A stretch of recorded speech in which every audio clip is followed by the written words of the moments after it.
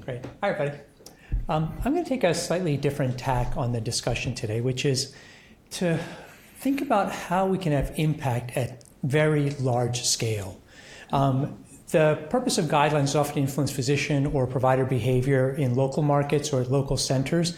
The perspective I'm going to bring is how do we do this nationally in the face of an overwhelming crisis, which is now the leading cause of death for individuals 50 years of age and younger from accidental means. So that's sort of the problem that I'm going to try to sort of illuminate and the approach we've taken here. So I am, my disclosure, I work for Optum, which is, as many of you are aware, owned by United Health Group, which is also owns United Healthcare. So what I'm going to talk through a little bit of a progression in a story.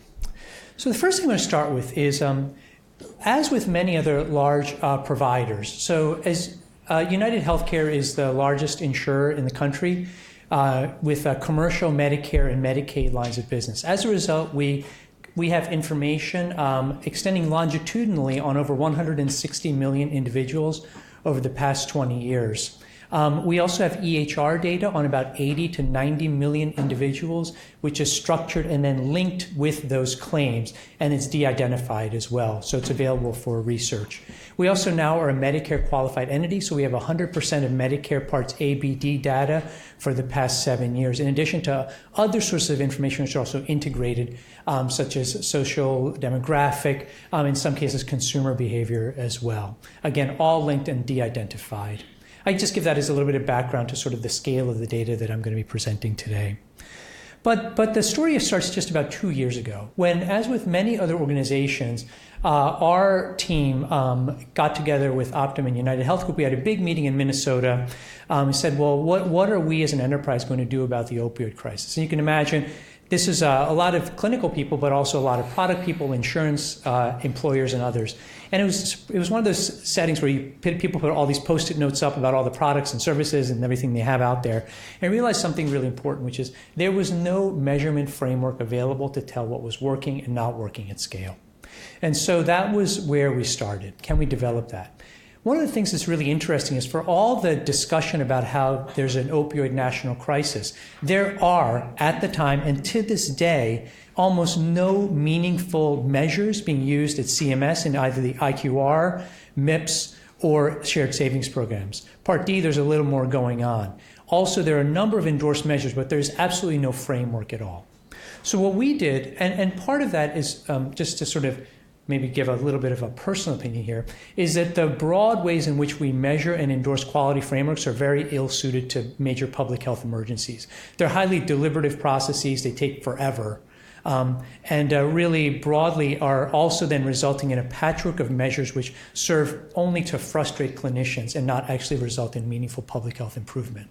That is our starting point. So 2 years ago, what we did was we at United Health Group, convened a group of 10 national experts, which was led by Tom McClellan, who is coming off from being the deputy drug czar under President Obama, and Mark Wallace, the chair of pain at UCSD, who's a member of the CDC task force to write the guidelines that were published in 2016. And we assembled a group of other experts. And in a 5-month sprint, we created 29 measures that would be a diagnostic overall framework. They are claims-based. We published all of the specifications in Health Affairs. They're broadly available. We made them available to CMS. Multiple other payers and states used them. But most importantly, we ran them on a quarterly basis across all lines of business. And what we did was was a framework. And I'm just going to spend a few minutes describing this because this then gets at, well, what the interventions were that we then embarked on at scale. But very simply, I mean, one of the things I like to emphasize is that this is really not rocket science. We just counted things. We didn't use deep learning, artificial intelligence. It just counted things. So what we looked at was we looked at these 4 domains. Prevention, those would be efforts aimed at controlling the supply. The second was pain management, because we worried that if we made strong efforts to control supply, would we be harming or reducing efforts to actually reach individuals with pain? The third was opioid use disorder and treatment. We wanted to quantitate that and determine whether we were following evidence-based guidelines. And the last is we want to look at children and babies because no one ever looks at them because they're not expensive. This is the framework. The type here is small, but these slides have all been cleared for release, so you'll all have access to these. This gives a little bit of a sense of the 29 measures we used. I'm just going to highlight a few of them. A full discussion, this is beyond the scope, but I just want to give you a sense of the scale at which we were operating. For example, for prevention, we just looked at new opioid fillers per 1,000 enrollees. These are individuals that, for continuous enrollment, had had no exposure to opioids for a year. What percent of them, or what number of them, were going on to get a new script? Then, if they got a script, were they compliant with CDC guidelines? One of the things that's misunderstood about the CDC guidelines is I believe they were mistitled. They were described as being made available for chronic pain. That's not actually what they were intended for. And I know this because Mark Wallace, who helped write the guidelines, said so. They intended this for acute pain as well. It's really new prescriptions and how they should be written. And the thing is that although the guidelines were put out, there was no measure that actually went with that. So we developed a composite measure that actually put them all together. And so we said, if somebody's writing them, are they being written in compliance with guidelines? In other words, are you a 21-year-old who got a wisdom tooth out and got like 130 pills of oxycodone? That's probably outside guidelines. And then how many of them went on to avoid chronic use? And then what was the prevalence of overdose? Importantly, just for interest, we then created a variety of secondary measures as well. I'll also point out one of the things we've been very interested in is OUD treatment. We've created claims-based algorithms to identify individuals who have opiate use disorder, and now we can see whether they have had any exposure to medication-assisted treatment at all. So we have had a number of projects then. So once the measures are created, I'm going to show you the measures, we then created a variety of ways of actually then delving down to understand what can we actually do about those. So each of these projects are ones that our teams have been participating in, but I'm not going to spend a lot of time on it. I'm just, again, the type here is very small, but I'm just going to read out some of the interesting findings here. So one of the nice things about claims and actually being the payer is that we have only a 3-month delay before we get all the data. So we can make very agile, enterprise-wide decisions that can have national impact in a fairly straightforward manner. So the first thing I'll point out is in 2017, new opioid fillers per 1,000 enrollees. I want to point out that this data here is commercial and Medicare Advantage. This does not include Medicaid or Medicare fee-for-service. When you look in your packets, but we had 111 per 1,000 enrollees new opioid fillers. So in other words, 11.4% of all members, Medicare Advantage commercial in the entire country, were getting a new opioid prescription every year in 2017, 2 years ago. This is ending. Of those, only half of them were compliant with CDC guidelines. So I'm just going to stop there. I just want that to sink in. Do we have the time, like with all due respect to the institutions that are really doing outreach and meeting after meeting with their physicians and developing guidelines over a period of years, when only half of the prescriptions in 2017 are being written in concordance with CDC guidelines, what is the time frame for which some sort of meaningful national improvement should be expected from that process? This is one of the sort of fundamental points I'm going to make in our presentation, is that there are times when sort of that proactive engagement is definitely the right way to go, and there are times at which you need a stronger and more focused effort to actually encourage a major public health threat. And what I'm going to present now is data that sort of makes the case for the latter rather than the former, at least in the face of the opioid crisis. So we've talked about variation in opioid prescribing. I'm going to show some data at national scale. So as I said, this is the data from 2017. I'm going to show this. So this is national data from 2017. This is tens of millions of Americans, broken down at the county level. And what's being graphed here is if somebody gets an opioid prescription, and this is across all settings, is it being written in compliance with CDC guidelines? In other words, not more than 7 days, not more than 50 to 90 MMEs, not being co-prescribed the benzodiazepine, you're not giving a long-acting opioid right away. On the right there, that's a bell curve distribution. That is centered on 0.5. And it goes from 0 to 1. That's a perfect bell curve distribution. So just take a look at that national variation. So what we're looking at here is major variation, county to county level, in very granular ways where opioids are being written out of compliance with those types of guidelines. So this is another area where, as a large payer or insurer responsible for tens of millions of individuals, we could pursue a strategy of outreach to every clinician Again, that's very challenging. What do we do? Send letters? Like, do we enact new payment policies? How do we change behavior at scale? I'll just sort of let, maybe all of you can think about that. We have a lot of clinicians here. What would be the approach one should take faced with this kind of data if you have the authority to actually change those things?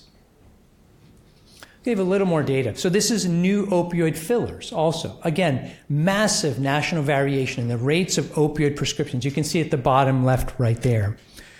And we've here coded it by decile, by color. Again, massive variation without clear geographic dominance. So it's not like we could easily say, oh, in the Southeast, this is sort of broadly what we're going to do in the North. This is county to county variation we're seeing. And what's really interesting, I'm going to come back to the CDC compliance measure, is that, remember, that's a composite measure. So let's look at the mechanism of violation. So this is MME. So what's really interesting here is that there are parts of the country where there's a tendency for clinicians to write high doses. This right here is supply. You'll see that these are very different looking graphs. I'm just going to go back, if I can go back for just a second. That's MME violation. This is duration violation. Again, what this shows is major granular violations depending on where somebody lives. We even looked at MAT use among opioid use disorder. You can see that's mostly red. And then we looked at prevalence of opioid use disorder as well. But I'm going to show even more granular data in North Carolina. So this is where the initial opioid prescriptions to comply with CDC guidelines. This is 2017 in commercial and Medicare Advantage. Again, major variation right there. But look at the mechanism. North Carolina, generally, clinicians there write for an appropriate dose. Their problem is they just write for a supply that's too long. Let's compare that to Massachusetts. So at the top right, let me just, I'll just go back for a second. I apologize. Actually, I apologize. I'm concerned that we didn't graph the right data here for you. But what I'll say is that in contrast to North Carolina, in Massachusetts, we had exactly the opposite problem. The day supply was great. The problem was MME. Why? Because Massachusetts at that time created new legislation that created a supply day limit. The problem is they didn't have an MME limit that went with it. So what happened? When you compressed the duration, you actually had the inadvertent problem of actually increasing supply. So again, I'll come back and say, faced with this kind of data at national scale, with this degree of public health emergency, what would be the appropriate response? And the argument that I'm making is, again, clinician-specific or specialty-specific guidelines are a noble goal, but that is insufficient to actually address and protect the Americans that we serve at scale. So this is trend data over time. Again, very small, so difficult to see, but I want to point out something here, which is at 2015, 16, 17, and 18. At national scale, we were seeing a reduction in the use of new opioids, down from 126 per thousand to just about 100 per thousand. So that was spontaneous improvement. So there was this kind of improvement occurring. So in other words, I'm not arguing that there was not improvement at all, but it's just fairly slow and it's deliberate. In terms of compliance with guidelines between 2015 to 2017, went from 54% to 55% to 57%. Again, no surprise to many of us clinicians that got the letter from Vivek Murthy in 2016 asking us to read the CDC guidelines. That letter did not have any substantial impact on compliance with guideline prescribing. So I'll come back to this slide in a minute, which compares commercial to Medicare Advantage to make a point. But what I'm going to move forward to is this. So what do we do? Here's what we did as an enterprise nationally. Beginning in July 2017, we instituted a policy through our PBM, OptumRx, of what are called hard edits across all lines of business.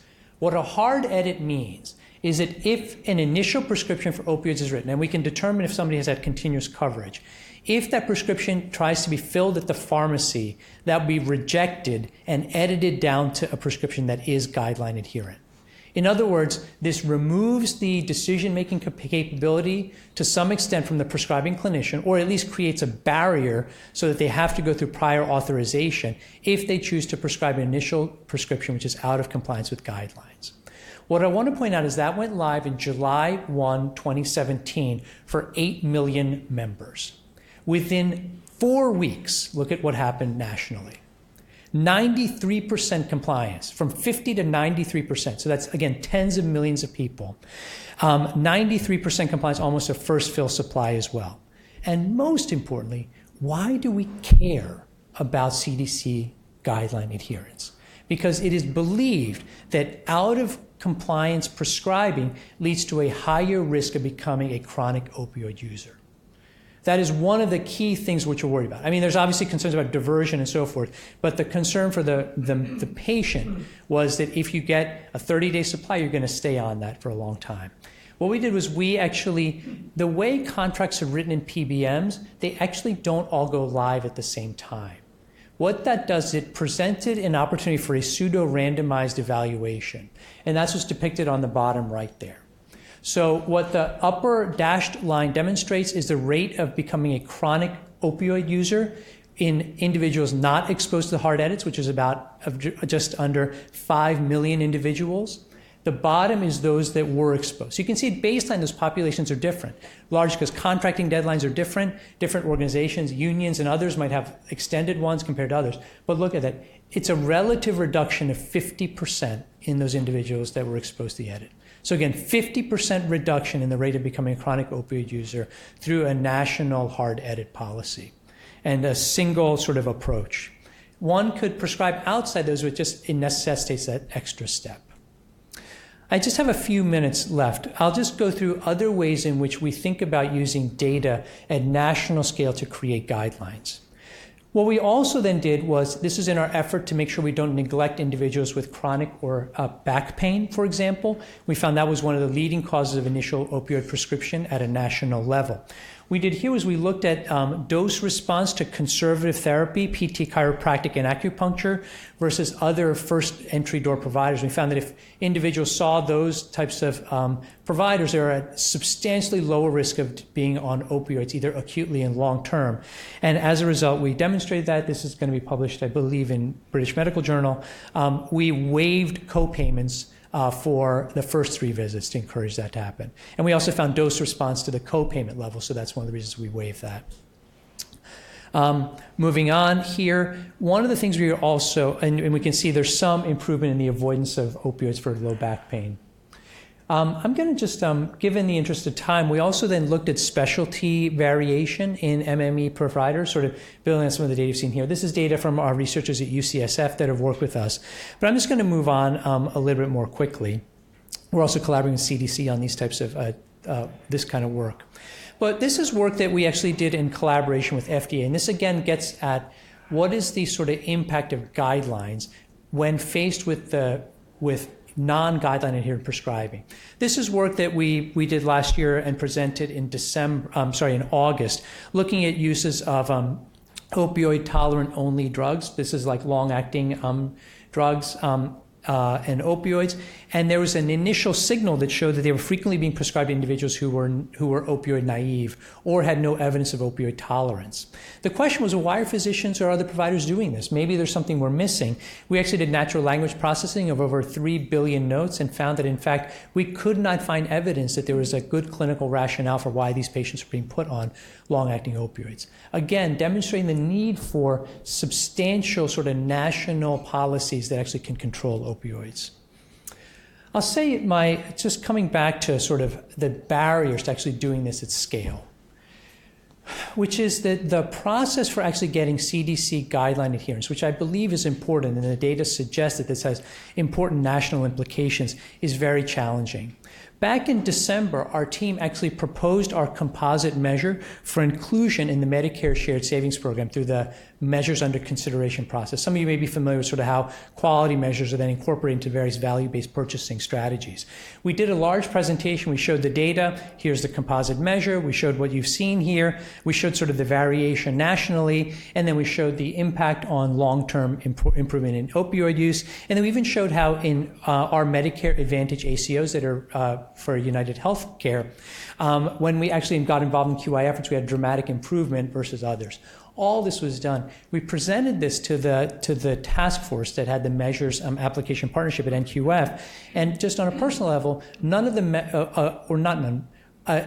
the majority members had not read the briefing materials. When the vote was made, they didn't understand what they were voting on. Only later did this come out, and so this measure was not accepted for adoption. Again, and the thought was, why don't we go back another year or two to actually see if this can be done? So demonstrating sort of the challenges of trying to get the existing measures strategy to have impact at scale. And as a result, I'm just going to go back to, I won't go back, but the reason I broke out the commercial and Medicare Advantage slides for this group here is that in the commercial population nationally, among the members we serve, we have over 85% adherence with CDC guidelines. In Medicare Advantage, which is much more highly regulated, we have not made an impact yet. Dramatic issues there.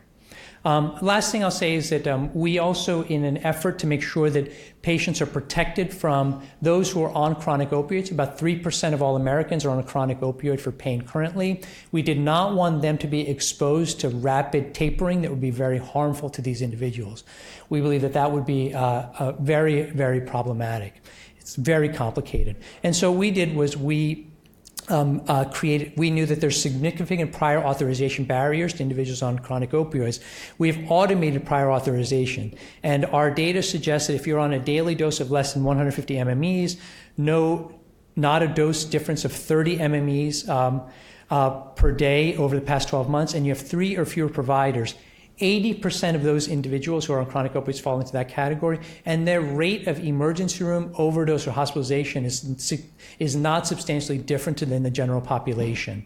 So based on that simple sort of algorithm, what we're going to be piloting this summer is just automated prior authorization for those individuals. So while we're introducing opioid control measures for opioid naive patients, at the same time, we're trying to make it easier for people who are on chronic opioids who really depend on them to function, and we're trying to remove the stigma for those individuals as well. Thank you very much for your time.